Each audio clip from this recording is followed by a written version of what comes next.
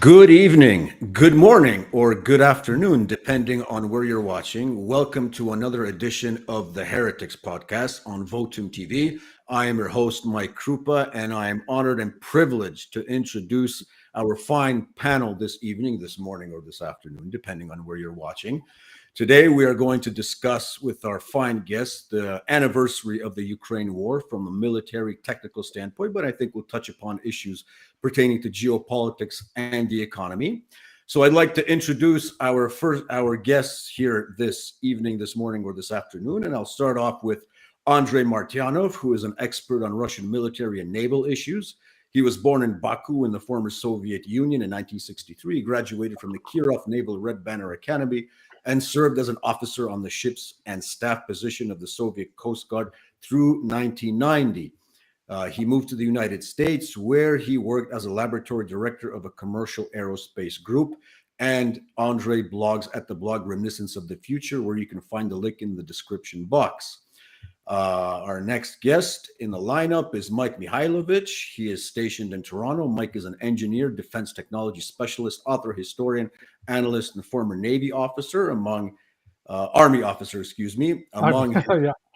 Among his great books is Shooting Down the Stealth Fighter, eyewitness accounts from those who were there, obviously referring to the F-117 shoot down during the Kosovo campaign, and Three Fingers of Death, the 2K12 Cube SA-6 gainful missile system, which is also highly recommended. And last but not least, the great Larry C. Johnson. Larry is a veteran of the Central Intelligence Agency and the State Department's Office of Counterterrorism. He is the founder and managing partner of Berg Associates, which was established in 1998. Larry provided training to the U.S. military special operations community for 24 years. And as he claims, he has been vilified by the right and the left, which means he must be doing something right. And you can find Larry at his blog, sonar21.com. And Mike, I forgot to mention, is also on Twitter. All the links are in the description box. So, gentlemen, I want to begin tonight's panel with a quote, which I think will raise some blood pressure in some of you. This is a quote from an author on the UN's review website, which I happen to read from time to time. So the author claims the following, I quote, "The criticisms of Russia's overall strategy can be extended to the Russian home front, which has not been readied for war. If the goal is to kill 1 million Ukrainian soldiers over 10 years, there have to be enough shells at least being made in Russia. The only problem is that there aren't enough. Supply problems have already started and no new factories are being opened in Russia to supply the front. Meanwhile, Russia has not made a play to establish a dollarless world. Russia hasn't even divested from globalist organizations like the WTO or the World Economic Forum. Furthermore, many of the same pro-globalist forces in the Russian government, who we had good reason to believe would be fired, at least remain at their posts." So, Andrei, I want to start off with you. What do you have to say to such apparently professional criticism of the way that Russia has been conducting this war during the last year? Yeah, I like the sarcasm, Mike. Professional criticism. Obviously, the person who wrote it has no clue actually what he or she writes about. And the question, obviously, good that you asked. And I will be making video today, if I may, kind of veer off a little bit of them on Larry's excellent thing. About 2 days ago, he posted the brilliant post about the CIA and how they have no clue actually about what is going on. And it was about their fool's gold. And this is a superb piece. And here's your fool's gold here, pyrite or pyrite, the thing which is not real gold. People do not understand how Russia works. They do not understand how their what military strategy is. They love to use it, those big words, strategy, domain, the operational art, and they have no clue what they're talking about. And in this case, how can you comment something so stupid, so blatantly untrue that, I don't know, it's difficult really. And so, yeah, it's pretty much every word there is absolutely untrue. That is a very good introduction. Larry, are you seeing the same failings as the author of this piece? Has Russia basically undertaken something that, in essence, has outgrown its potential in actually fulfilling its mission in Ukraine. Your thoughts? I mean, I'm not really sure how people in the West can claim that they see and understand what's going on in Russia when there's such a complete shutdown of information coming out about Russia. There is no, the Western media has cut itself off. It's like it's gone into its room, shut off the lights, closed the windows, wants no light to come in whatsoever, and then proceeds to create fantasies. And there really is a lot of psychological projection that goes on with respect to Russia. Well, Russia is running out of supplies. Well, in fact, the United States is actually running out of military supplies by its own admission. Why is that? Well, because we shut down a bunch of our factories, shipped them overseas, lost the great sort of the industrial base that was present here in World War II. Well, that hasn't happened in Russia. And I have to keep reminding people that of all countries, the number one country in the world in terms of being resource rich is Russia, which means Russia can be not only can be, but is self-sufficient. And on top of that, Russia has the ability to manufacture and do all things within its own nation without having to depend upon others. Andrei's made an excellent point in some of his previous broadcasts, highlighting that, yes, China has this enormous industrial base, but it's trying to produce an airliner that's entirely dependent upon foreign supplies.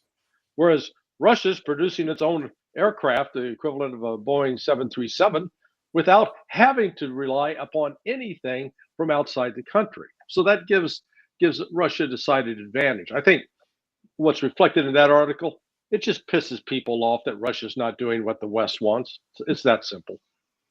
What's interesting is that, from what I understood, the author is one of these sort of internet telegram heroes. I think he claims to be a Russian patriot, but I think he's one of those Russian patriots from that gung-ho cowboy who used to run around Donbass. What's his name?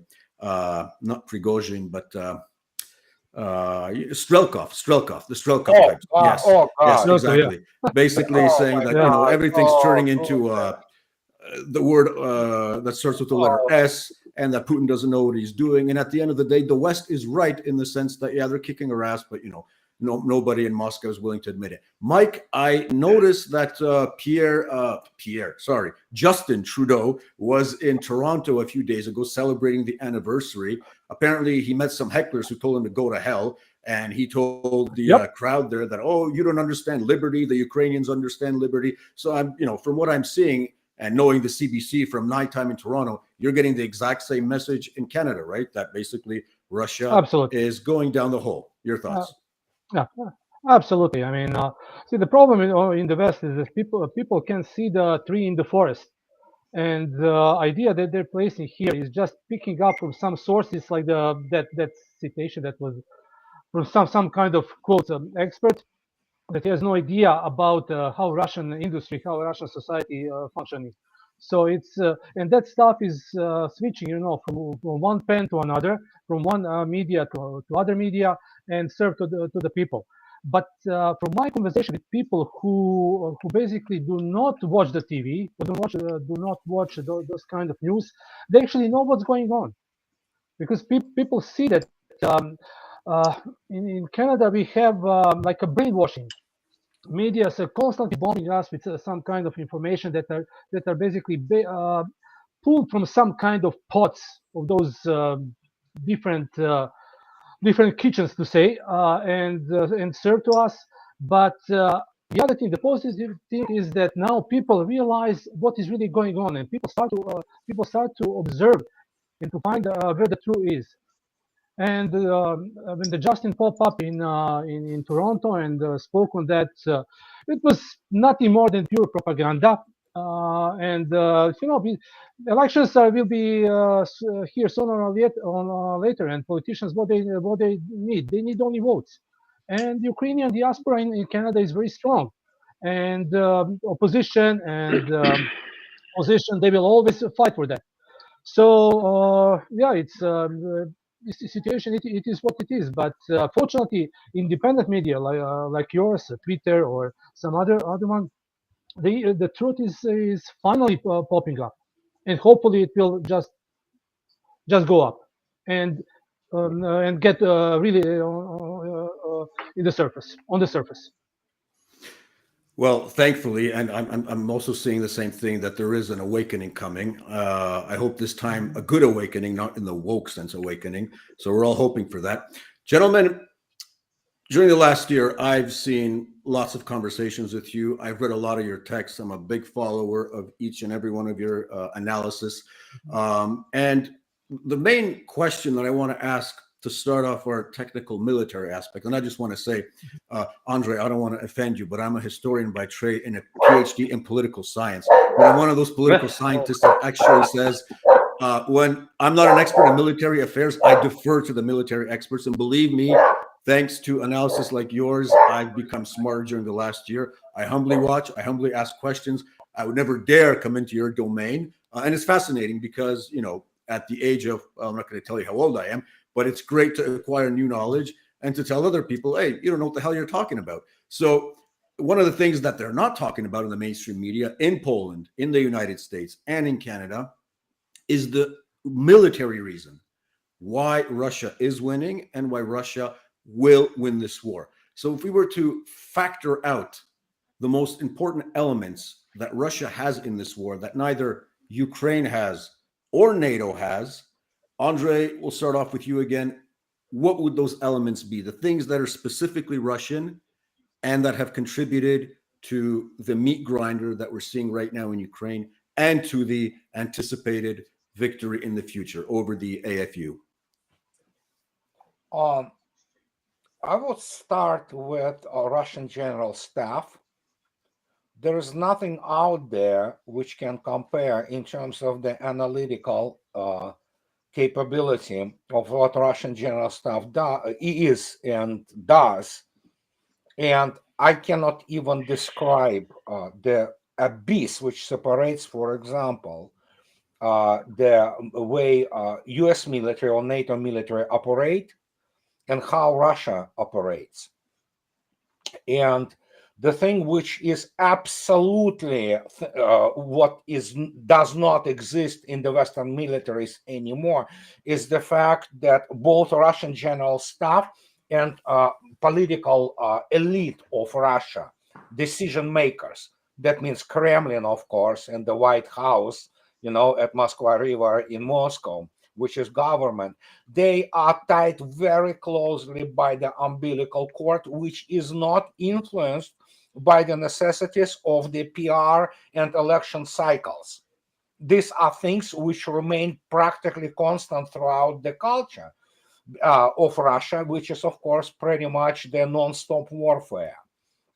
And this is the thing which, for example, they cannot grasp in the United States, in Pentagon or CIA, and again, as Larry wrote, you know, they just cannot handle those facts. They don't have the intellectual organ, so to speak, you know, intellectual machine which can process it and understand what is going on. They learn all the wrong lessons because they provide very bad generalizations. Apart from the fact that many people are openly Russophobic, and of course they are biased by their definition. So, and that's what the main major difference.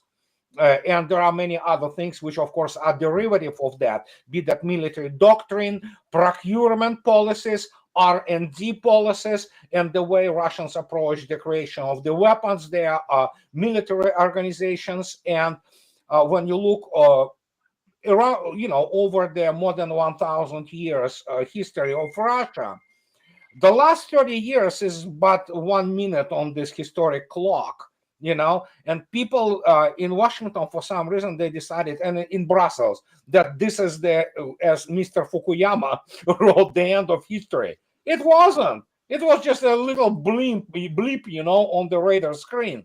That's about it. And life continues, and they still don't learn it. Well, I think somebody should write a new book called The End of Francis Fukuyama. I think that'll be a good title for a new book. Larry saw some snippet from my book, which I'm writing now. Well, guess what? along those lines. Let's put it this way. Spoiler Yes. alert! Spoiler alert! Indeed, Spoiler Larry. alert. Larry, your thoughts? But Russia has one real advantage that the West does not. They know who their enemy is, and they know what to plan for. For the United States, we keep, we're like a 3-year-old child with an attention span. 1 minute we're playing with the truck, and the next minute we're chasing a ball. Who's the enemy of the week? China, Iran, Russia. Oh no, Syria. No, Al Qaeda. No, ISIS. So, with that lack of attention span, the West does not have any kind of organized, coherent military doctrine and strategy. We're more like whack-a-mole, and by virtue, it's a very expensive whack-a-mole at that, because the forces that drive the creation of particular military forces, particular weapon systems, and ammunition, it's not dictated by who is our enemy and what do we need to be prepared to do to fight that enemy. Russia, by contrast, knows exactly who the enemy is. They've seen it. They've been trying to get NATO to back off, and NATO has continued to move forward like the Energizer Bunny. Since the Maidan coup in 2014, if you go back and look, every single year, 2015, 16, 17, the United States, through NATO, through European Command, EUCOM, were conducting military exercises in Ukraine. I was particularly caught by one video showing Marines doing an amphibious landing in Ukraine. But these exercises were always characterized as defensive. Now, last time you show me a Marine amphibious landing that was defensive, it's impossible. So, by virtue of that, Russia knows what it's planning to do, and knows how to organize, knows what forces it needs, knows what kind of vehicles it needs, what kind of artillery it needs, air cover, etc. Everything is organized from a strategic vision of defending the homeland, and if necessary, having to push out a little bit to secure the perimeter. So I think that's the biggest difference. And what you're seeing is NATO literally does not know what's going on. They keep trying to. They've got this World War II mentality, I think, that still guides them, and they have not updated their strategy and tactics to reflect this modern war. But Larry, just sticking with the intelligence angle, because of your experience, I mean, we're seeing. Yeah. Don't send a drone to my house, by the way. But we're seeing. Yeah. I mean, there's signals coming out sometimes that at some low level of, for example, the DIA, the CIA, you're getting these voices, and Seymour Hersh even touched upon it in his report on who blew up Nord Stream 2. No surprise there, but he even mentions that some people at Langley were telling the White House, hey guys, this is kind of a stupid idea. I don't think we want to go that way. Eventually, obviously, Burns caved in and said yes. At least that's how Seymour reports it. But do you think there is such little opposition at the mid-level of the intelligence agencies that the good analysis is not getting to the place where it should be, to the president's PDB, for example? Or is there a blockade, in essence, at the White House, Jake Sullivan, Anthony Blinken, that's not allowing this critical intelligence to come in to 1600 Pennsylvania Avenue? What do you think? There is currently no incentive built into the system that encourages, let's call it, independent, objective analysis.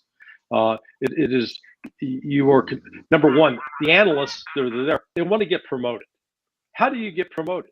You get promoted because your branch chief and division chief gives you a good fitness report. They call it a PAR, performance appraisal report. Well, you don't get that if you continue to provide analytical conclusions and encourage to write certain articles that they don't want to see, that goes against the grain. And what's compounded it is that, years ago when I was there, 30 years ago, there was at least somewhat of a separation between the analytical side and the operations side.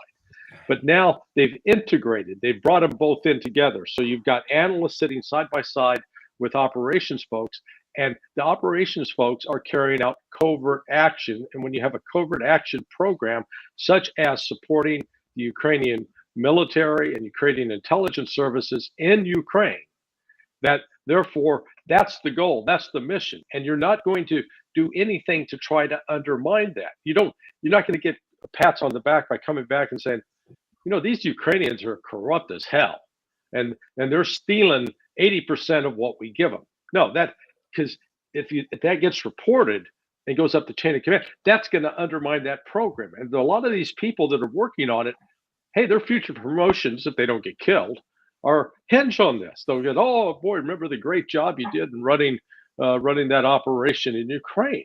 So it is really it's a bureaucratic inertia. And I heard this from, I'll call it the horse's mouth, a good friend of mine who is privy to some of the what the intelligence is, and he wrote me a sarcastic note. He says, "Hey, just to let you know, I saw the latest intelligence, and the Russians are on the ropes, and they're getting their asses kicked in Ukraine." And so I talked to him. I said, "You were just joking." He goes, "No, that's what the agency is reporting, and the reason they're reporting that is they're relying upon intelligence reports they get from foreign intelligence services like Ukraine, like Poland, and the UK. So those guys, the UK, the Poles, and the Ukrainians tell us, hey, the Russians are suffering 150,000 dead. The U.S. analysts are writing that. That's what they're going with, because that's what the classified information says. I mean, it really is a sick system. People, I often remind them that it is not Sean Connery, Pierce Brosnan, it's Dilbert. Everything bad about the agency is like the Dilbert cartoon. I'm thinking if somebody were to have an idea for a new comedy series, they should make The Office in a CIA setting. That'd be great, I think. Yes. I really think it'd be a hit on television. I'd subscribe. They did. It's one of the, as much as I despise the guy, Michael Moore, but the Canadian Bacon is an outstanding movie. So Yes. one of those, just once in a lifetime accomplishment. That's right. What was that quote from the movie? I can't just bomb a hospital and the American general. I can. Yeah, that's a classic. Andrei, you mentioned here, so the foundational aspect, the Russian general staff, completely different way of thinking than the West. Larry mentioned the intelligence process, which is not up to shape, so to say, and not providing the leadership with the intelligence it needs, basically providing a sort of a fantasy report. But Mike, Andrei has written a book, The Real Revolution in Military Affairs. Now, in the last few years, if we were watching the situation closely, if somebody was reading your analysis, Andrei's analysis, but even translating, even on Google, the reports from the Russian MOD and looking closely at what's happening in the Russian market, so to say, what do you think happened that was the biggest surprise in terms of the military technical aspects that NATO said after February 24th, like, what the hell just happened? We did not expect that. What was the big surprise, apart from traditional Russian doctrine whereby artillery is king, that NATO did not expect, in your opinion, or the West did not expect? What is actually characteristic for Russia, Russian way of thinking, is adaptability, to adapt to the situation, ever-changing situation. So if, for instance, if you plan for some kind of operation, like in the beginning, troops went to Ukraine, they were ambushed on the roads, they suffered some casualties, but the people in command, generals or high-ranking officers like the colonels, they simply switched to the other module. So instead of pushing, they switch that to the let's say retreat for some critical locations, leave the space to the enemy to protect their own troops. So to adapt to the situation, that is something that is characteristic for Russians. NATO is NATO, US, UK. It's simply not geared on that way. NATO is geared to oppress, to intimidate weak countries. I fought against NATO in Yugoslavia. We were bombed by 19 countries. And we adapted. We basically follow that kind of Russian principle. We adapted to the situation almost on the hourly basis. NATO is rigid. So NATO will stick to something, and they'll all their views about Russian defeat, how they called it in Ukraine, is based on their own thinking. So everything that was related to Russia, they filtrate through their own mesh, to their own network. So and Russia is adapting, Russia changing tactics, changing strategy. Now we have, instead of all of those big pushes that they put that on the internet, like from the north, from the south, taking Kiev and that stuff. All of the stuff came from the Pentagon generals. And but Russia is fighting something different. Russian approach now is attrition. So they said that there is no secret. They said that they're going to destroy Ukrainian military, and they're doing that. The way how they're doing is a pure example how to properly adapt to the situation. Just grind the enemy without suffering casualties to one side. So that way of adapting is one of the most important things that is available to the Russia side. In contrary, West, go ahead. Go ahead. Yeah, in contrary, West, it's always pushing ideas how Russia should fight the war. It's not Iraq. It's not bombing of Yugoslavia. It's not grand pushes with the divisions and brigades on large encirclements. It's completely different view. It's completely different approach. Every army fights on their based on their doctrines, and Russia is able to adapt to the different circumstances. At the beginning, there was some unsuccessful attempts that was mitigated and solved very fast. And when we read all of those reports about Russian casualties that coming from Ukraine, that they were filtrated to some media, it's basically nonsense.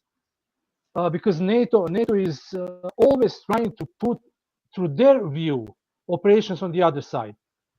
The good thing is that Russia has enough resources, enough manpower, and very qualified command staff to adapt to the different conditions, a different way, and that is important from the field unit, from the ordinary company or platoon unit to the brigade or divisional level.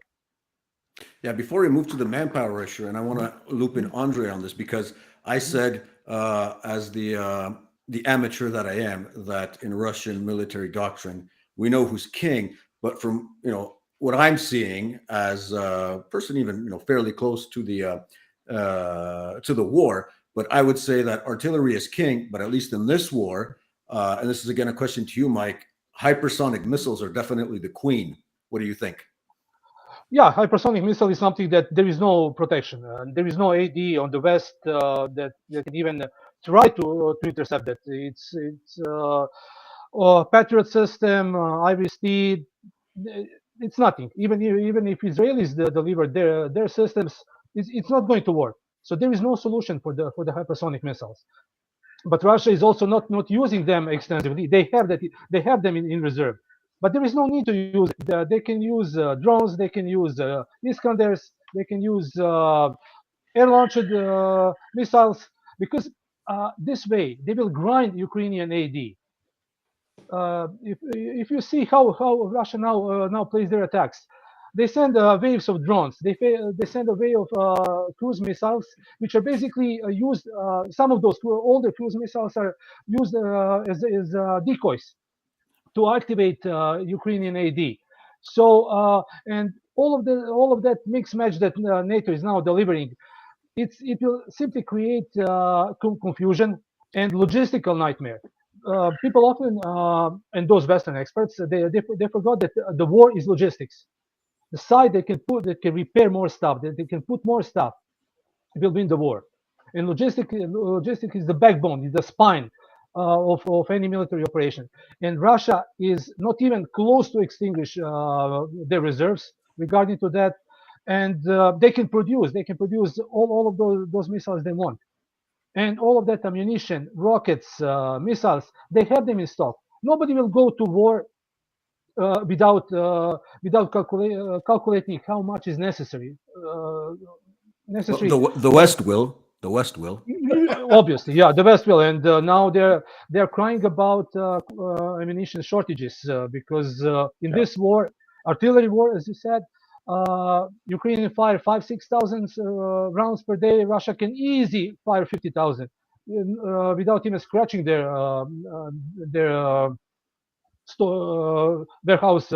warehouses and their stores.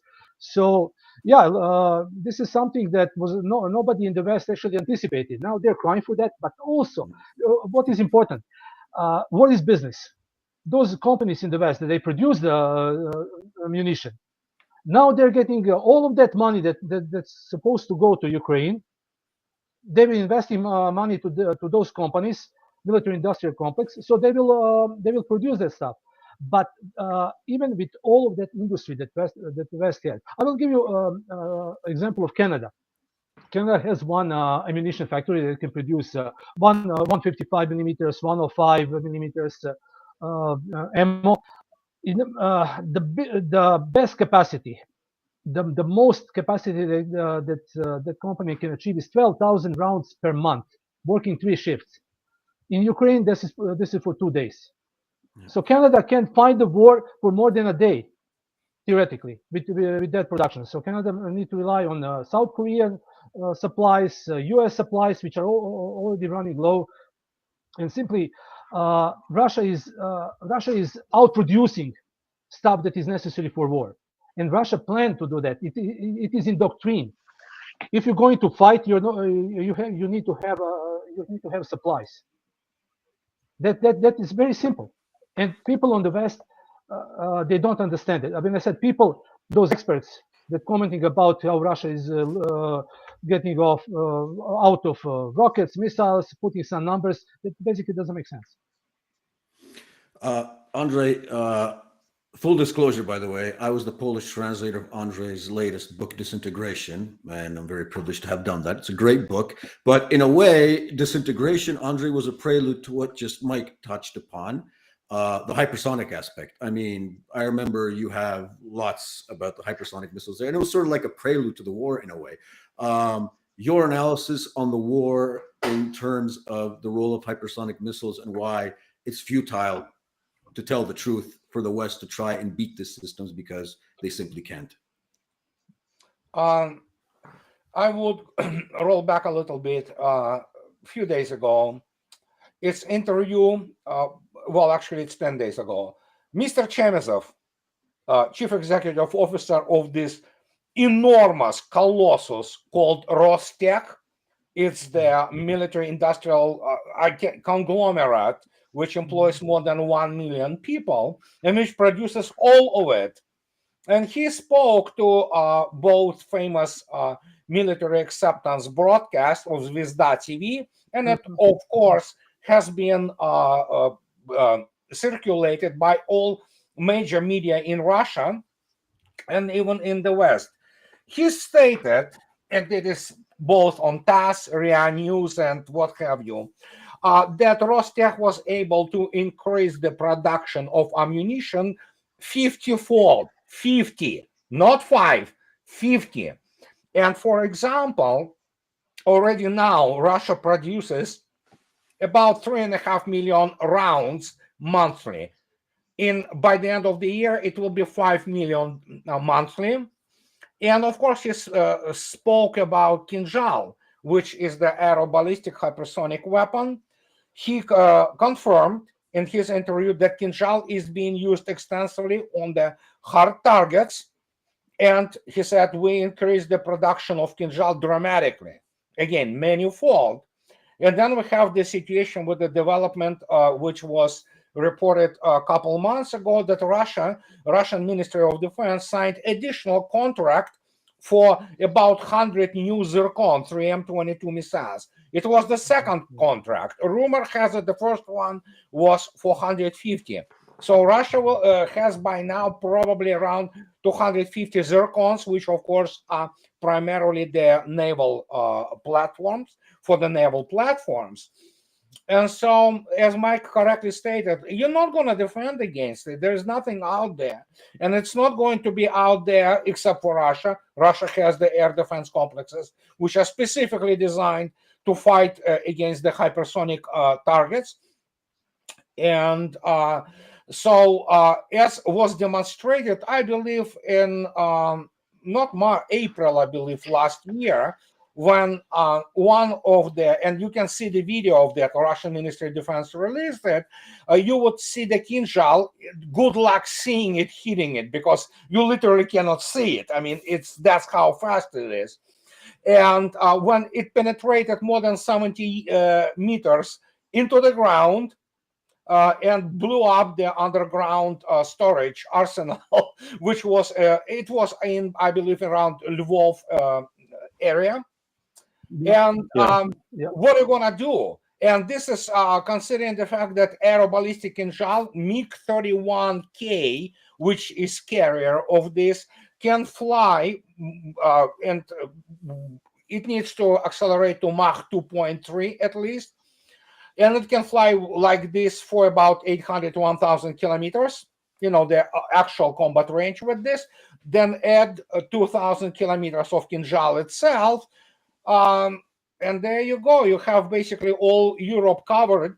And that was the message. And many people already told to, for example, NATO headquarters, when Rogozin showed the satellite images of Brussels NATO headquarters, with their basically not hinting, he was pretty much, here it is. You see, we can see you. These are fixed coordinates. How many Kinzhals it will take to take out the main command and control center of NATO? Maybe 2, 3. That's about it.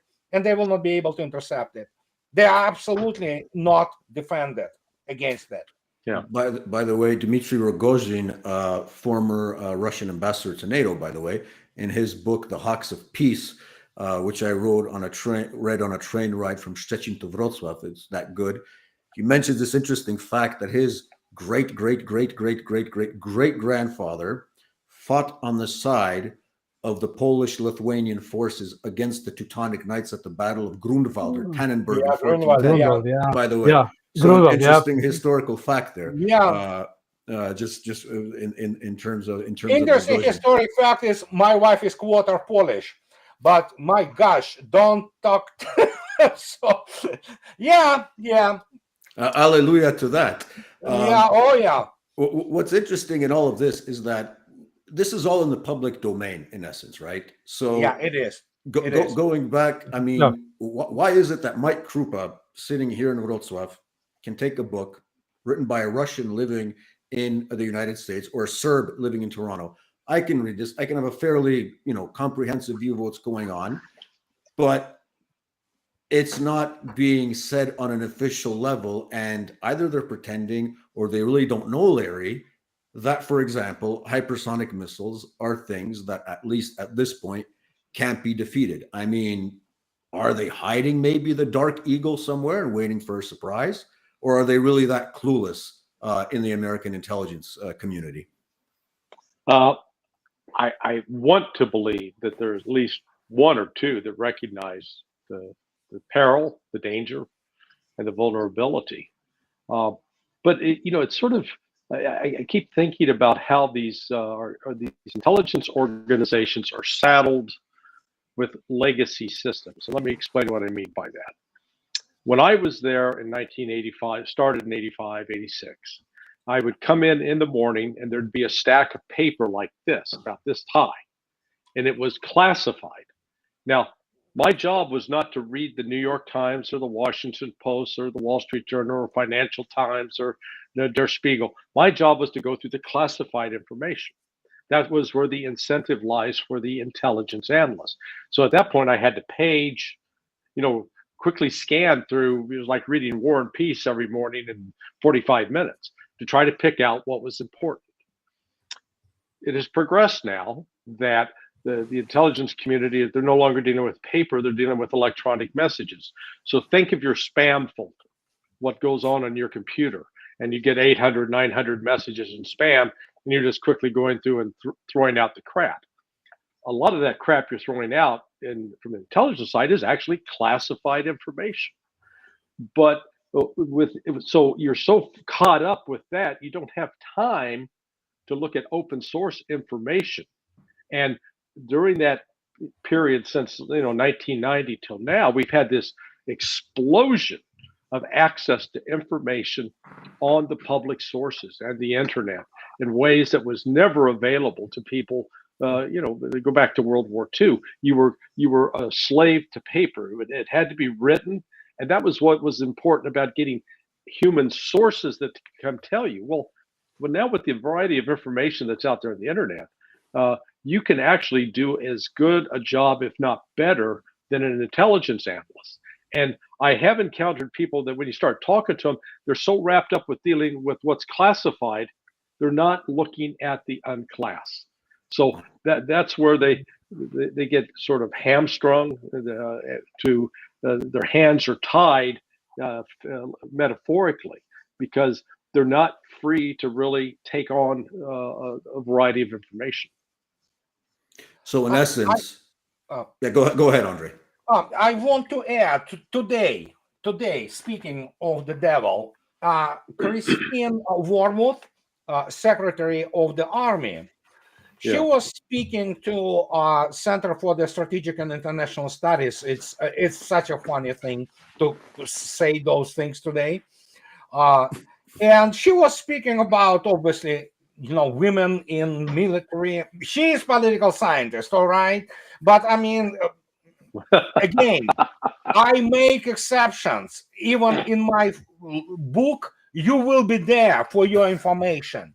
So, and as an exception and the honorable one, But the point is that she was speaking to those people today, and she was obviously talking about the Ukraine and things. And then suddenly she drops this bomb that, what do you think? We in Pentagon didn't count the Russian capability. Obviously, they miscalculated, but they now have to put the good face on this. But what she says, we need to understand that Russia just used small portion of its, assets in this war. Wow, their narrative is now changing. Definitely something, isn't it? Apart from the fact that Vicky Nuland, she 2 days ago admitted that there is a fight and that they're getting ready for the obviously the fall of Bakhmut, which they blew out of proportion. They don't understand Bakhmut is a small point on the 1,000-kilometer long front. And when we talk about, and I spoke about this with Scott Ritter and Garland Nixon yesterday, it was about the fact that you remember those 318,000 mobilization? Most of them are still not introduced into the battle. And many people do not understand that apart from all those things like Wagner Group and, a huge number of volunteers, they still cannot wrap it up that Russians go in tens of thousands to their military commissariats and volunteer. And that is why there is enough power now to keep most of this 300,000 mobilized, which by themselves are not just fresh recruits. Most of them served already. So is it reserved for those big arrows, offensive? Very well could be, but for now, what do? You just kill the enemy. That's what it is. And Russia has enough, not just technical means, it's obvious. It's the fact that there is enough personnel and enough men to deal with this situation. So in essence, Putin could put on a T-shirt because he's essentially trolling the West. And he said this a few months ago, but he's saying, you ain't seen nothing yet, in essence, right? The storm is just coming. It's just over the horizon. Mike, in terms of what Andrei mentioned, the manpower, whereby, as I said, the 300,000, they're not even there yet. They're just gathering. But once this huge wave of people begins to move, and we're starting, and let's say that some of the portions of the Western equipment that they're willing to send to Ukraine will arrive, let's say, early spring in May. And I want this to to come out in this discussion because I think it's important. It's in essence, in my opinion, a sign of desperation because 14 Leopard tanks, a few M1 Abrams, fantasies about F-16s, even from a numerical standpoint. I mean, and I think this touches on what Andrei says, that the West is having serious problems with mathematics in the latest years. But I mean, this isn't going to change a thing, is it? Absolutely. I mean, those numbers are. It's like a drop of water into the ocean.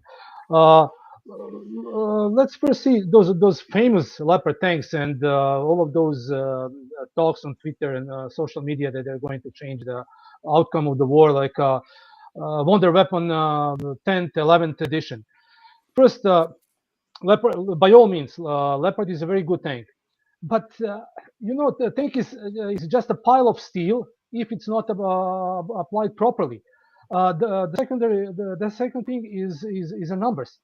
Those Leopards that will be delivered. I will give one example. Canadian Leopards. Canada has 38 or 40 Leopard 2A4 tanks. Most of those tanks are in irreparable conditions. So something is missing, spare parts, wear and tear.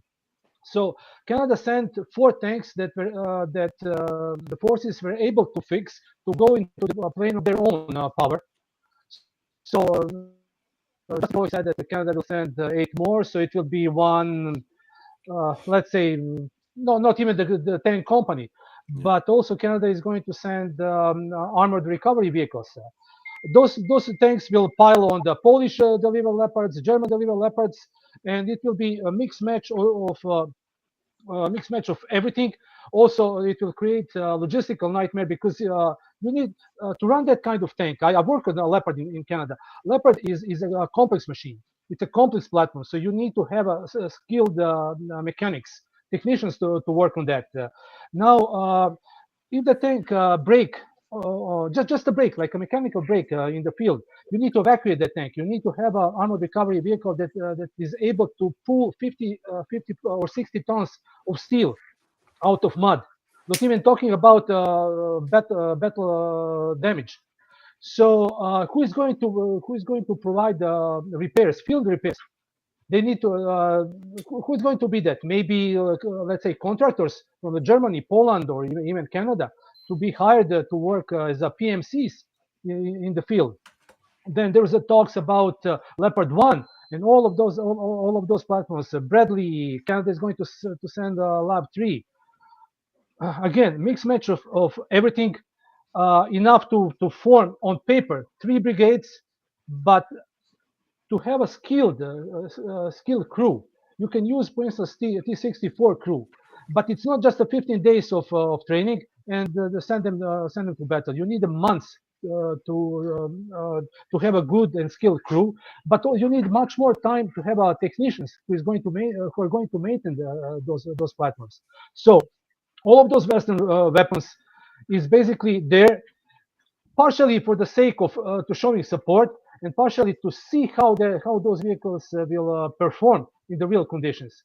I would like to remind your viewers that when the Turks use their Leopards against the Kurds, those things blow up like matches in the ambushes. For instance, not related really to Ukraine, Israelis and their famous Merkava tank. When they faced mountain warfare in southern Lebanon against Hezbollah, hundreds of them were hit. 30 something were destroyed, burned beyond repairs.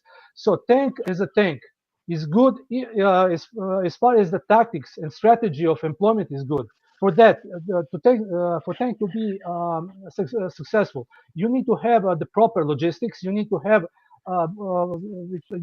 the air dominance, so air superiority. How those tanks are going to perform in Ukraine without air superiority? They will be picked up by Russian Krasnopol artillery shells. They will be picked up by drones, by Russian Air Force. So all of that is just for the sake of PR stunts. Show something to the public where the money is going, and but the real value in the battlefield. I have no doubts that in some local clashes, Leopard may advance kilometer or 2 in the Russian lines, then it will be ambushed like a flank attacks or something like that. But in strategical level to break the front line, to make a push. For instance, they're talking about taking Kyiv. It's just a fairy tale. So in essence, all those guys that we're seeing training in Germany, in the States, in Great Britain, it's a sad, omen. But these guys are all heading to their graves, basically. This is an obvious fact from what I just heard. Those guys, they are not raw recruits. They are, for instance, tank crews. They were T-64 or T-84 skilled tankers. But it's not just a change in the car. For instance, you're driving a Mercedes one day, other day you will drive Honda or something like that. You need to have full familiarity with the tank. Tank is even the less problem for them. The biggest problem is air defense systems.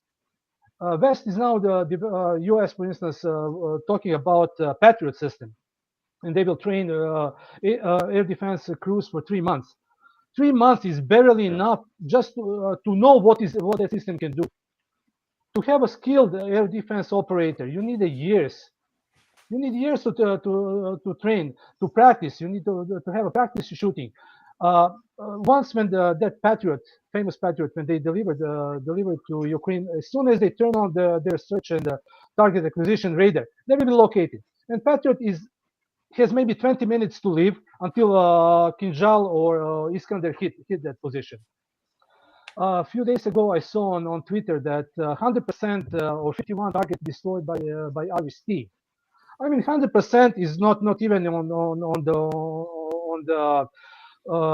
the polygons for the exercise polygons or test on the test areas, and they're talking about 100%. So you can see how they exaggerate all of those numbers. Yeah. Simply, there is no sense. RST, you need a year to train operator to be fully familiar with that to all situations. See, I'm an air defense officer. I'm skilled in that stuff. I know S-125. I know SA-6 or 2K-12. I also know Tor. So for me, if I sit now for the commands, I will need a few months to get back in that role. But imagine if you put somebody who never sit in that seat to be trained to operate the system on the proper way. It's simply ridiculous to count for 3 months. Yeah, and in a combat environment where obviously you're under pressure, so you have to make decisions quickly. Stress is enormous. From the situation of like a calmness for 3 hours just looking at the screen. Yeah. In a second, it can change. In a second, and you have 20 seconds to react, to acquire the target, to determine what target is, to find the solution and to push the button. Then what you have to do, you fire fast, but you have to run away even faster. How are you going to do that with the Patriot? If you have a book M1 system, that's fine. You will fire it, you will start the engine and move away. Obviously, also need maybe a few minutes to get that. Bear in mind, if somebody wants to penetrate to the air defense, they will go in the waves. So they will send drones that will activate the system. Maybe not even in the first round. It will be in the second round. Activate the system. Then the next wave will be tasked to destroy that system. So talking about the numbers, about success in air defense, it's simply it's not working that way. It's more like a Hollywood presentation of air defense than it is really in the field. Yeah, the Hollywood aspect. Hollywood aspect, yeah. Which Andrei likes to touch upon very much. But I want to get down to a more fundamental issue because, okay, so February 24th comes, the Russians look prepared, they act prepared. One of the reasons why we're having this discussion and talking about the aspects that the mainstream media in the West won't talk about, that Russia and the Russian armed forces are not a paper tiger. But there had to be a point, a sort of a crucible at one moment where the Russian leadership said, okay, we're going to be expecting land warfare in the next few years, in Europe most likely, with NATO, and we have to ramp up production and things are getting serious. Andrei, when do you think, and gentlemen, feel free to jump in at any point, when do you think that moment came to the Russians where they realized that, okay, we really have to ramp up production now and prepare for what's coming? It's the matter of that's the thing which many people, generally civilian people, laymen, do not understand, that general staffs do not plan like this at all. They plan based on the decision trees. You make one decision, you go to some nexus, and this nexus branches off into the other things, So that is why people do not understand that when Russians started in a year ago, basically with probing attack. Okay, let's see. Let's probe this. Let's see if population rises, if there are some forces within armed forces of Ukraine. You go in, it's war, you lose it, we lose some, Okay, we reach some nexus, the new branches from it. It's called contingency planning, but it's a little bit more complex than that. And that is why people do not understand that decisions have been already made a long time ago, in 2014. And that's what Chemezov, by the way, admitted speaking 10 days ago. It's just that how do you switch on those nexuses? How do you branch out of them? And this is how the planning was done. So when we talk about it, it needs to be understood that Russia was preparing for a long time for this contingency, or let's say several contingencies. And this was the plan. It's just how it was implemented, because exactly as Mike used this term beautifully, you adapt. And the adaptation comes through specifically those decision trees. You act upon the situation. If you have the plan, yeah, you better do. That's what general staffs do. They plan. And operational departments, which is, for example, GOU, Главное оперативное управление, or main operational department in Russian general staff, they plan 24/7, 365. They just do it non-stop. It's literally just, processing this enormous information and then making those loops, which, of course, United States contributed to this by means of none other than Colonel Boyd with his famous OODA loop. Observe, orient, decide, act. Another matter is Mr. Leonkov, himself former colonel of Russian Air Force and editor of the very famous Russian magazine Arsenal of the Motherland, or Fatherland rather. He stated the problem with Americans, they write a lot of doctrines, they just don't follow any of them, So and this is what it is, And this is and again, this was the reinterpretation of old Sergei Gorshkov phrase in 70s, when he stated the problem with Americans exactly that they write a doctrine and then just don't follow it, And this is the difference, and this is how basically the operation. And again, read my lips, speaking as George Bush Sr. It is not a war. It is called special military operation for a reason. It's not a war. If there would have been a war, the first thing you would have seen is annihilation of the Bankova Street with all military political leadership of Ukraine.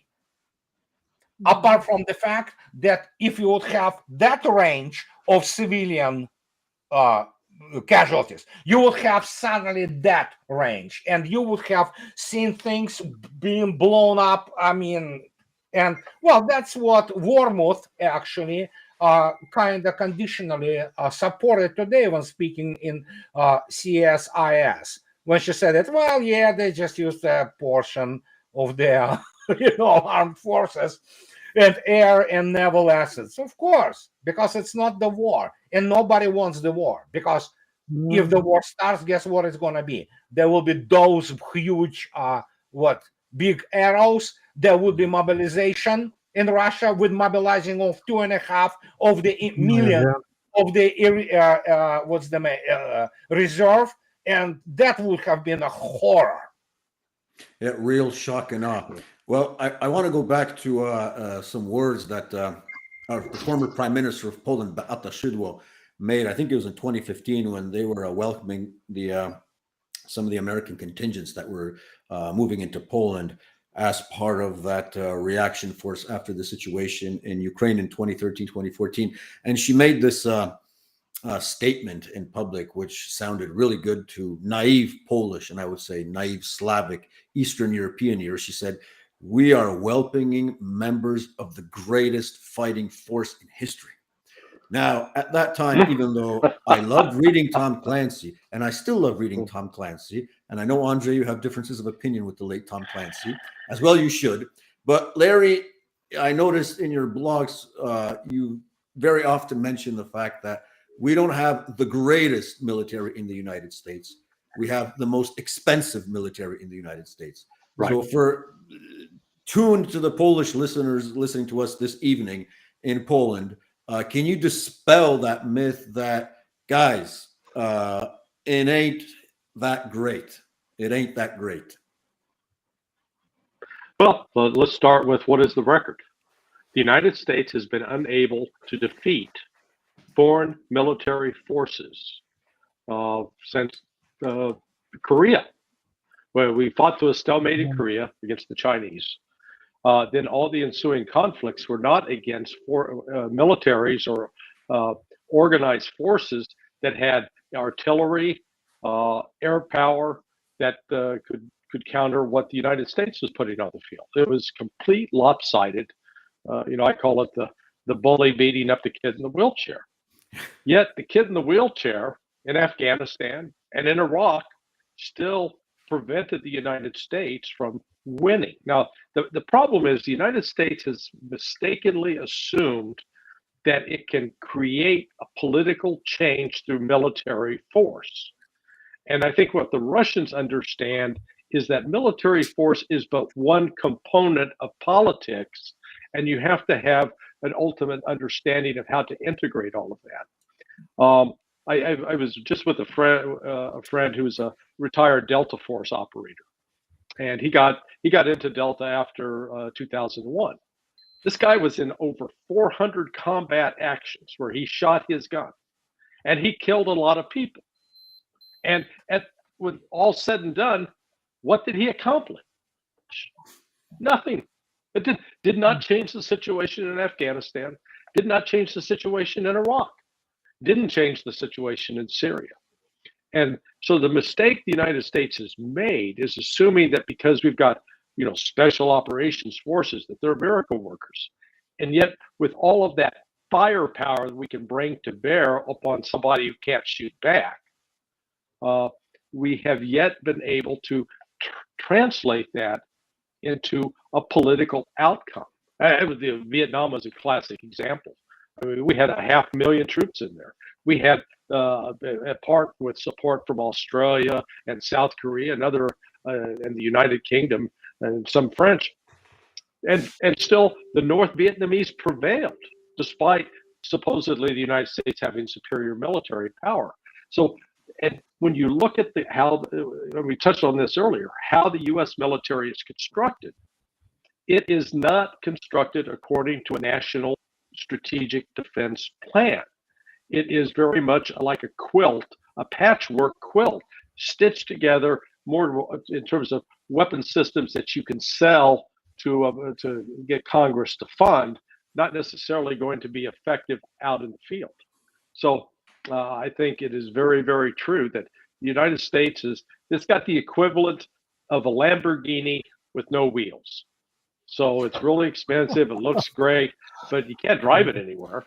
And right now, if you look at from a technical standpoint, if the United States was going to engage Russia militarily, how the hell would they do it? They don't have magic. They don't have a Star Trek transporter that can put regiments and divisions suddenly in Poland and Romania. These guys don't have magical abilities to travel. So that's going to require a long logistics buildup, and the underlying infrastructure, both airlift and sea lift required to move that size of force, doesn't exist. And on top of it, as Mike pointed out earlier, the logistics train to keep that force in the field and supplied.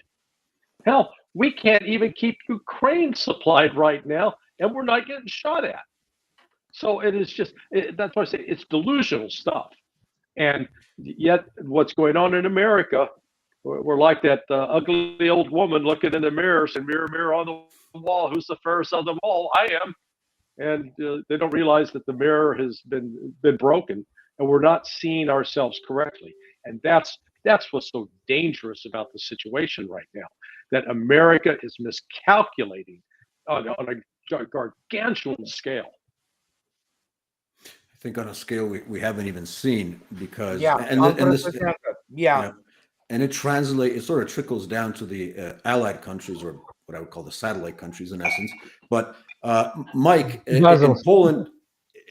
Poland we have an interesting situation, because whereas at the beginning of the war we had at least one or two generals, including General Skrzypczak, who would go to all the mainstream media and talk about, obviously, the standard, how the Russians are running out of missiles, how they're stealing laundromats, and so on and so on. After a year, he's completely changed his tune, and I mean completely. Now, General Skrzypczak, apart from being, he's a well-respected officer in his time, I think a tank commander. He was actually around during when General Jaruzelski was implementing martial law in Poland. Wojciech Jaruzelski up there in Gdańsk. But he's changed his tune, and he's saying right now that, we're not going to win this war. We can only bleed the Russians, but talking about victory, that's nonsense. But one of the reasons that the delusion in the Polish elite is so deep is because of the ignorance of what we're talking about here. Because we bought the F-35, we have F-16s, we have NATO troops, we have the anti-missile system in Poland, the SM-4 and so on. If you flip the coin, you could say that's great, but on the other hand, that just makes you a nice big fat target in essence. The technical confidence in what's coming from the West, especially the F-35. I mean, I lived in Canada for some time. You're in Canada. The F-35 was a boondoggle in terms of when the conservative government bought it, and still has a lot of controversy swirling around it. Speak to the, in my opinion, overconfidence of the Polish elite in procuring such massive numbers of Western, overhyped, in my opinion, equipment that apparently will serve as a deterrent to any war with Russia. With the said procurement, all that stuff is business related. So in business, you have something like margins, but also you have provisions. So whoever is in charge to sign off some contracts, something will sit on his account or her account if he's using some other names. So yeah, this is the standard procedure. I used to work in the Middle East, and they call that like a bakshish. So bakshish is something which is the rule of the day anywhere. So especially in this kind of business, you said ruling elite, the military elite. By all means, I have respect to the Polish military. Very competent military, well trained, well equipped. But the issue with procurement of the Western stuff like F-35, I don't know why on earth anybody will spend $1 on that stuff. Because there is nothing that airplane can do that some other platform which are much cheaper can do even better. But Mike, to interject, because everybody's saying stealth. It's stealth, but it's stealth. But what is a stealth? I mean, stealth, do they really think that stealth will come close to any target and destroy it? Yeah, you can do that in Libya, you can do that in Afghanistan. They tried that in Yugoslavia. We got 2 of them. The third one is still didn't recognized by the owners, but one crashed. The 2 were packed into the boxes and shipped overseas, shipped back home. There's also one big fat target that was hit, and the whole area was actually coordinated for 2 months. Not a single person without high security clearance, like a top secret can go in that area. But okay, stealth is excellent platform to apply against the weak nations. Stealth applying to the Russian air defense or the multi-layered integrated air defense system, it is not going to work. Who is going to apply it? Stealth first is based on the very well-known basis. In the case of hypothetical war, those bases will be hit the very first hour, not the first day of war. Even if they were able to take off and to go to the designated targets, stealth is partially there is a true about some abilities of stealth, but stealth is not stealth on every aspect or on every angle. Russia has the systems, airborne systems or land-based systems that can detect that. One thing is to detect the system, other thing is to track the system. Old Russian system like S-125, yeah, we were able to detect the system on 27, 28 kilometers and track it with the fire control radar. Results are obvious. Modern Russian systems like S-300 or S-400, even better, S-1, S-350. Oh yeah, they can detect the system before even detect the platform. Even it come to the firing range, optimal firing range. So no, stealth is not going to change anything. Stealth is, in my humble opinion, a lot of wasting of money. And any country that thinks about to buy F-35, better to buy something else, which is more appropriate, cheaper, like Gripen. Gripen is excellent platform. Also, Russian Su-57 is the rank of that of S-35. Simply is not game changer. People bragging about that, those military, bragging about abilities, but no, it is on the paper. If there is any country in the world that have F-35 and it may use against somebody, that is Israel. But Israel is very careful because Iran, it's not Iraq or Oman or some other countries. They have very competent systems, and Iranian air defense is very competent.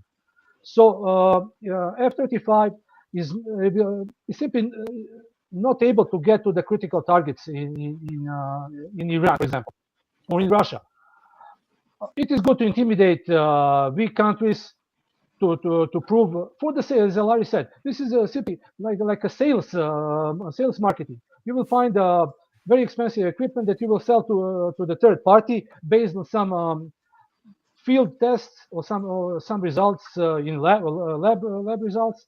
But in my opinion, F-35 will not be engaged against Iran, or even if the Poland get 2 regiments of F-35, it is nothing. It's not going to change.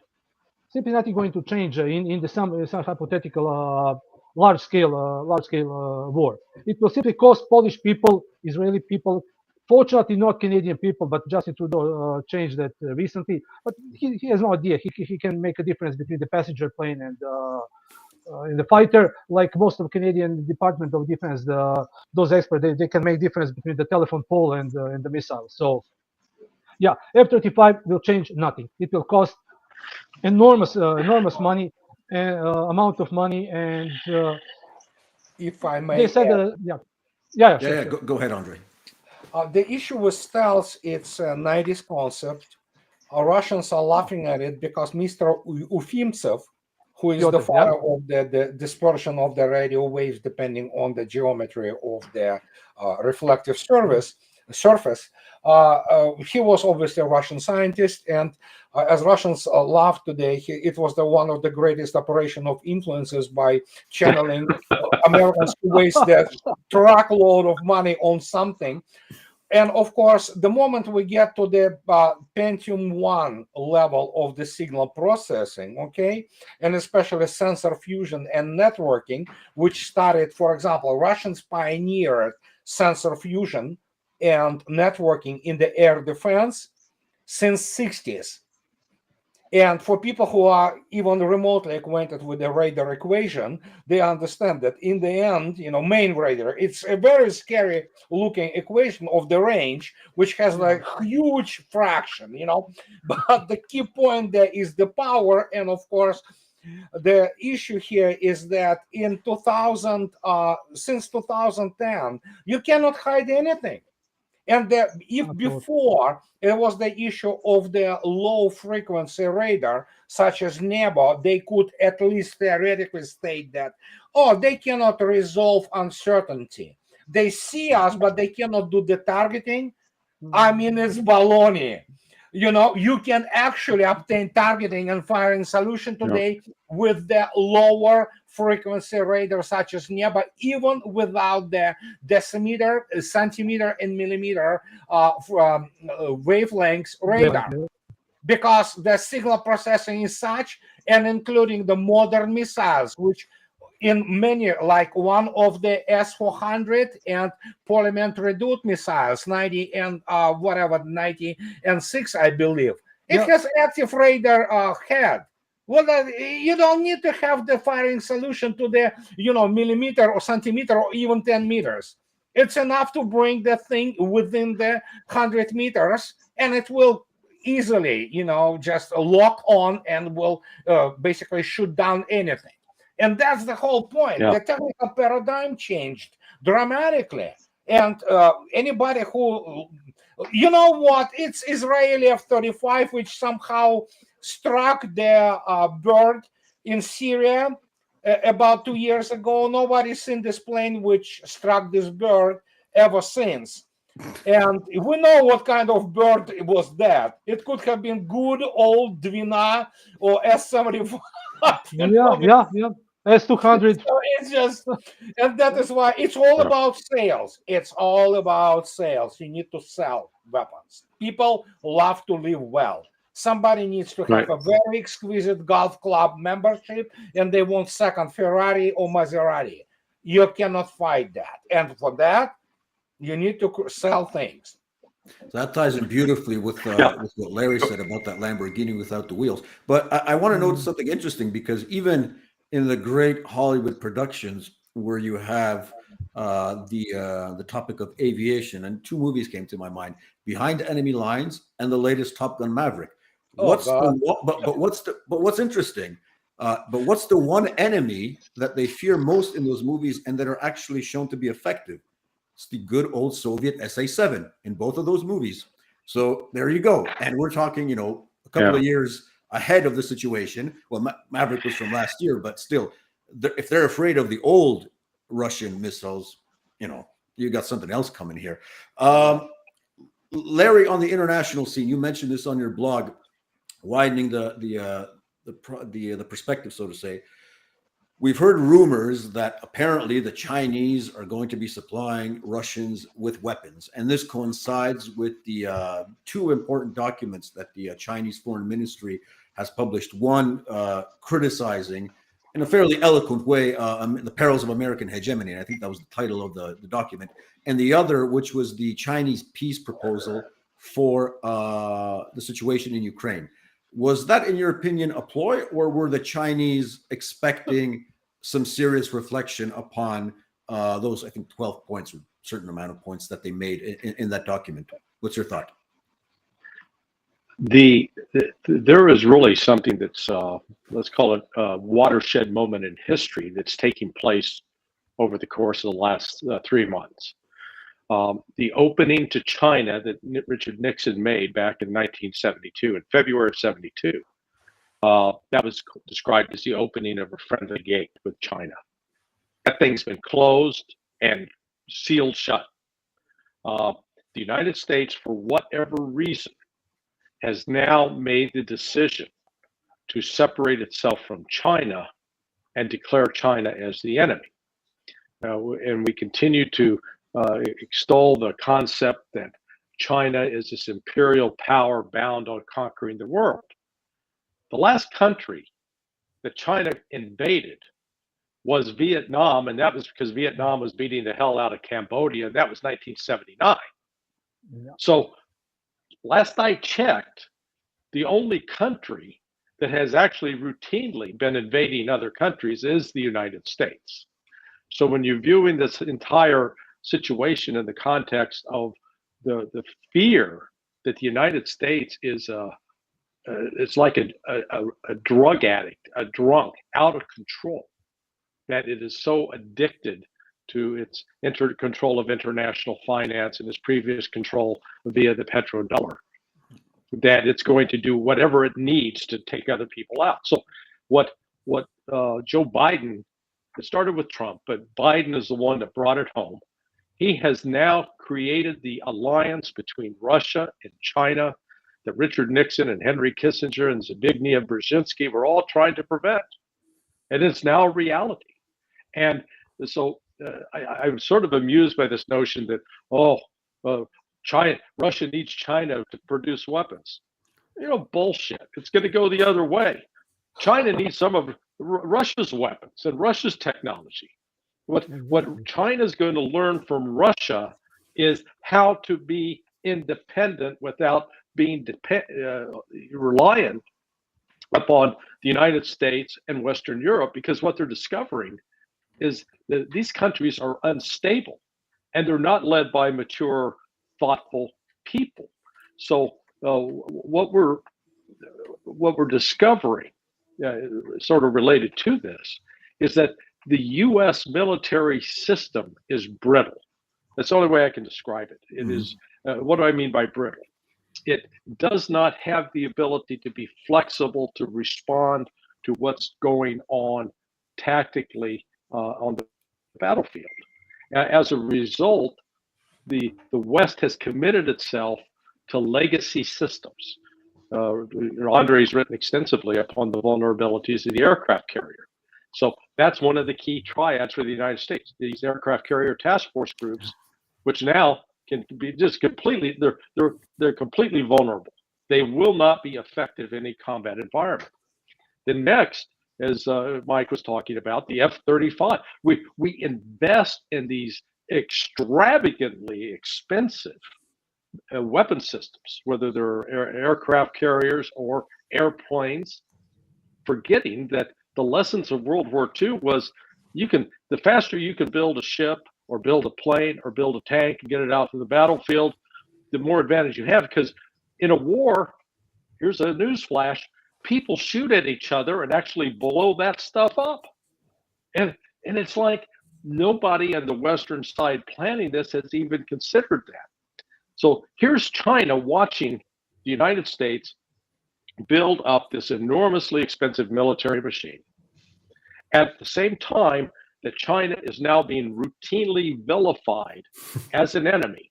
And the news that came out this week identifying China as the source of COVID, well, yeah, it was. That's true. But why did that come out now? Because we've known about that for 3 years. The intelligence community's known about that for 3 years.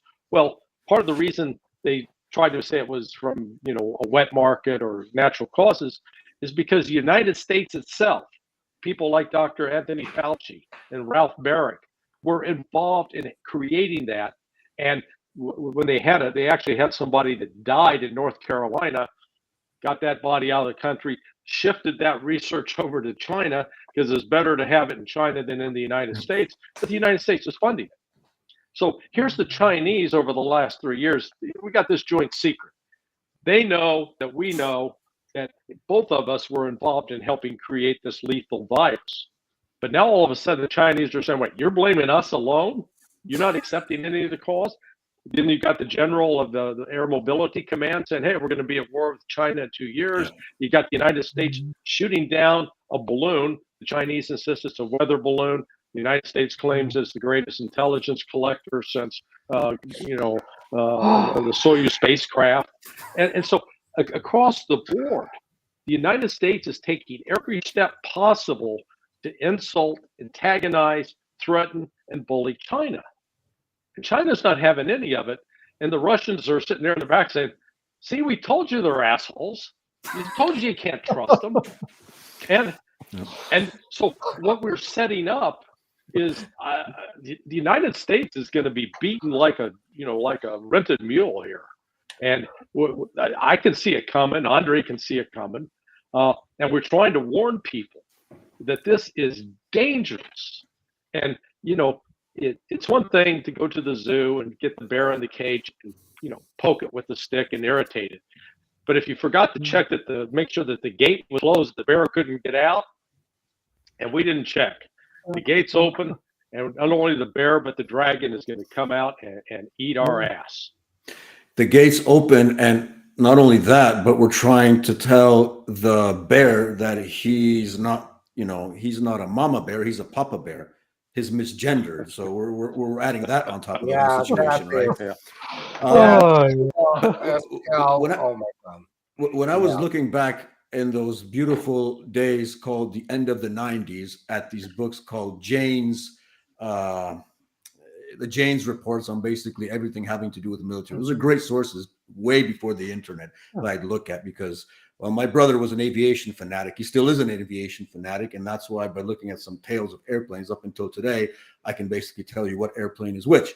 So I learned a few things, but I remember specifically looking at Jane's reports that I mean, almost every single Chinese piece of significant military equipment, like for example the Norinco tanks, they look exactly like a copy of a Russian T-55 or Russian T-64, and so on. So as Larry mentioned, I mean, it seems surprising to me that anybody would come out with this concept. That I mean, I'm not talking about things that could help in terms of cables or some sort of conductors that might be useful in the battlefield, but in terms of the heavy weapons. Mike, do the Russians really need Chinese input? I find that hard to believe. Before we go, Mike, Yeah. guys, I really need to leave now because I have other prior commitments. We've been going for almost an hour and a half, so we're ending off, Andrei. But yes, I apologize. Can you release me, problem. please, from this? Okay, guys, I'll see you later. Just please continue without me. It was pleasure and a privilege to Thank you, Andrei. talk to Thank you you very guys. much. Thank you very much. Take Bye care. bye. Later, man. Bye. cheers, bye. So, Yeah, Mike, about the question of do the Russians really need the Chinese equipment? What to say? No, simply no. Russia has enough stuff on their own. Their warehouses, storages, industry. They can produce everything they need. The only thing that I can think that maybe China want to be involved is to test their stuff. So they will deliver a few things. They may deliver a few things to Russians, and they use that to see how it will behave on the battlefield. This is the only thing. Yeah, I think that's exactly right. Yeah, That's sending trains upon trains of military equipment, shells. Also, I heard about North Korea and that stuff. The same thing will be for North Korea. They have wonderful weapons. They really doing great with that. So they can use that to test the stuff. By all means, why not? But Russia to rely on supplies from China, North Korea, Iran. No. It is just imagination of some experts on the West. By the way, Larry, Mike, you I'm stealing that analytical line from you, and I'll take credit. Perfect. Absolutely. We've reached almost the hour and a half mark. Andrei has left us already, so I think we'll move on to final thoughts, gentlemen. Larry, summary, and where do you think this thing will be in a year's time? NATO, I think, in a year's time will be looking at being dissolved. Ukraine will be. I'm not sure Ukraine will exist anymore, at least in its current form. What comes out of that will be dictated by Russia. But I think the old world order with the United States as the dominant superpower, that'll be. We will have seen the end of it this year, because the combination of the incompetence of Joe Biden, the belligerence of the Congress, coupled with ignorance. And when you got belligerence and ignorance combined with the hubris, it's a nasty outcome. That we'll be looking at the efforts to construct this new multipolar world, and China and Russia will be taking the lead. I think in particular the United States is going to be facing some very significant economic consequences as a result of this. So, Russia has shown itself to be very adaptive, and it laid down a marker last Friday where it warned the West that any effort to go into Transnistria and Moldova would constitute an act of war, and Russia would respond accordingly. And that goes back to the point Andrei had made earlier, that from the Russian standpoint, and Putin as a lawyer is somewhat legalistic, This is a special military operation. This is not a war. But once, if there is an event that trips it from special military operation to war, then the West is going to discover it's not prepared to fight a war. Mike, your closing thoughts? I agree with Larry. NATO is basically gone. They're talking about unity, never strong as it now. It's just a fairy tale. It's some of the warmongers and politicians that are disconnected with the reality, talking about that. People who are actually on the lower ranks, officers, bureaucrats, they know where all of this will go. So year or two, it will be finished anyway. On the NATO, NATO doesn't have any purpose anymore. Russia will be Russia show adaptability. They can sustain themselves. They build that relationship with India, with China, with Brazil, like BRICS. Economically, they don't depend on West anymore. Technologically, they don't depend on West. So Russia is building that bipolar or multipolar world. So, and more countries, more and more people support that. European Union, like a Fourth Reich. It's just a parasite. I can't find any other word to describe it. European Union is just a parasite, and sooner or later, all of that house of cards will collapse. So yeah, it will be interesting time to see. Hopefully, it will be no large scale war. And I agree with Larry when he said, and also with Andrei. If somebody want to escalate, Transnistria will be the proper point. Quotes. The next thing is also for escalation is Kosovo, Serbia and Kosovo. So this is the powder keg. So if those warmongers on the West find that they're losing soil under their feet, they may try to escalate that, but it's really hard to predict. But the outcome of all of that stuff, I see that NATO will simply cease to exist. European Union will be in crisis, and those countries really deserve to get their independence anymore. So they're not to depend on that Brussels parasitic headquarters. A new sort of spring of nations. Well, gentlemen, I saw this meme in the last few days whereby it's this little kid, and I don't know if he was inserted there in Photoshop or whether this was an authentic photo, but it's this little kid standing in Manhattan, and behind him is the burning tower of the World Trade Center, and there was this epitaph: "The world you knew has just ended." And I think a proper graphic for the last year would be maybe a child standing and in the background seeing a Kinzhal missile flying towards Ukraine with the same words: "The world that you knew has just ended," because we're definitely entering into a new period of emerging multipolarity. And may you live in interesting times, as it was said, and we definitely are living in interesting times. So all the more, I want to thank you for this deep and great analysis. I hope we can do this sometime soon. I hope you guys will become regulars on Votum TV. For all our viewers, check out the websites, Reminiscence of the Future for Andrei Martyanov. Check out Mike's books and his Twitter, and check out Larry at sonar21.com. Give them likes, and don't forget to give us a sub and a like also. I'd like to wish everyone a good night, a good day, or a good rest of the morning, depending on when you're listening. And I'd like to thank our guests once again for joining us today, and hope to see you guys soon. Thank you very much. My pleasure. Thank you. Thanks, Mike.